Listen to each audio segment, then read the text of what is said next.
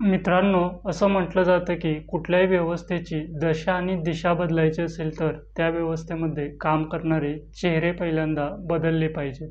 हा नियम राजकारणाच्या बाबतीत देखील लागू होतो. 2024च्या विधानसभा निवडणुकीचा जर निकाल पाहिला तर एक गोष्ट लक्षात येईल की राज्यभरामध्ये अनेक दिग्गज नेत्यांचा यामध्ये पराभव झाला आहे. तर अनेक नव्या चेहऱ्यांनी विधानसभेमध्ये एंट्री केली आहे. सांगली जिल्ह्यामध्ये एकूण 8 विधानसभा मतदारसंघ आहेत आणि त्यापैकी 4 विधानसभा मतदारसंघामध्ये नवख्या चेहऱ्यांना आमदार म्हणून काम करण्याची संधी मिळाली आहे. म्हणजे ते 4 उमेदवार हे फर्स्ट टाईम आमदार बनले आहेत. आता ते 4 आमदार कोणते ते या व्हिडिओच्या माध्यमातून आपण पाहू. या यादीमध्ये पहिलं नाव आहे ते सत्यजित देशमुख यांचं. सत्यजित देशमुख हे शिराळा विधानसभा मतदारसंघातून भाजपच्या चिन्हावरती विजयी झाले आहेत. सत्यजित देशमुख हे काँग्रेसचे ज्येष्ठ नेते आणि महाराष्ट्राच्या विधान परिषदेचे माजी सभापती स्वर्गीय शिवाजीराव देशमुख यांचे चिरंजीव आहेत. सत्यजित देशमुख यांना जरी राजकारणाचा वारसा घरातूनच मिळाला असला तरी राजकीय जीवनात त्यांना खूप मोठा संघर्ष करावा लागला आहे. या अगोदर त्यांनी 3 वेळा विधानसभेची निवडणूक लढवली होती, परंतु त्यामध्ये त्यांना अपयश आलं होतं. सत्यजित देशमुख यांनी 1999 मध्ये पहिल्यांदा विधानसभेची निवडणूक लढवली, परंतु त्यांच्या पदरी निराशाच पडली. परंतु खचून न जाता सत्यजित देशमुख हे सतत जिल्हा परिषदेवरती सदस्य म्हणून निवडून येत राहिले. सत्यजित देशमुख हे दीर्घकाळ सांगली जिल्हा परिषदेचे सदस्य राहिले आहेत. तसेच सांगली जिल्हा परिषदेचे उपाध्यक्ष म्हणून देखील त्यांनी काम पाहिलं आहे.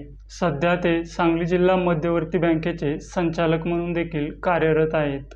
सत्यजित देशमुख यांच्यासाठी ही निवडणूक सोपी नव्हती. त्यांच्यासमोर राष्ट्रवादी काँग्रेस शरदचंद्र पवार पक्षाचे उमेदवार मानसिंगराव नाईक यांचे तगडे आव्हान होते.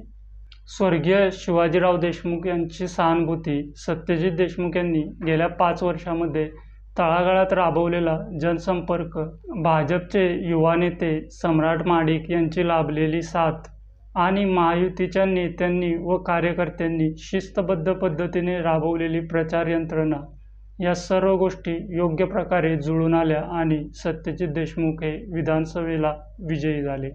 आता या यादीत दुसरं नाव आहे ते म्हणजे रोहित पाटील यांचं. रोहित पाटील हे तासगाव कवठेमंकाळ विधानसभा मतदारसंघातून राष्ट्रवादी काँग्रेस शरदचंद्र पवार पक्षाच्या तिकिटावरती निवडून आले आहेत. रोहित पाटील हे राष्ट्रवादी काँग्रेसचे ज्येष्ठ नेते आणि महाराष्ट्राचे माजी गृहमंत्री स्वर्गीय आर पाटील आबा यांचे चिरंजीव आहेत. रोहित पाटील यांच्यासाठी ही निवडणूक ही सोपी निवडणूक नव्हती. त्यांच्यासमोर माजी खासदार संजय काका पाटील यांचे आव्हान होते.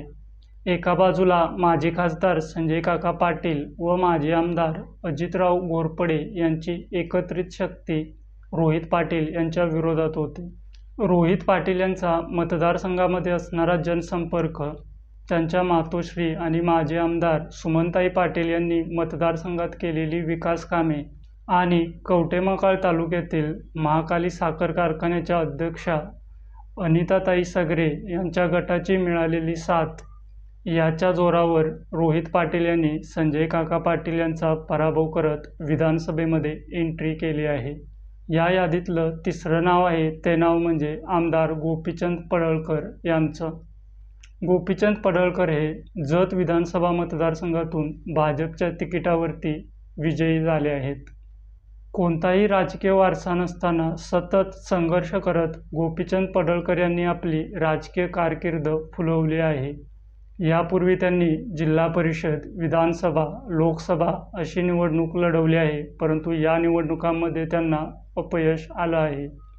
आपली व आपल्या पक्षाची भूमिका रोखठोकपणे व परखडपणे मांडणे ही गोपीचंद पडळकर यांची खासियत आहे. त्यांची ही खासियत ओळखूनच भाजपने त्यांना विधान परिषदेवरती आमदार बनवले होते. मूळचे आटपाडी तालुक्यातील असणारे गोपीचंद पडळकर यांनी जत विधानसभा मतदारसंघामध्ये आमदार विक्रम सावंत यांचा पराभव करत काँग्रेसच्या ताब्यात असणारी ही सीट भाजपला मिळवून दिली आहे. भूमिपुत्र विरुद्ध विकासपुत्र अशा लढतीत गोपीचंद पडळकर यांनी बाजी मारून विधानसभेमध्ये एंट्री केली आहे.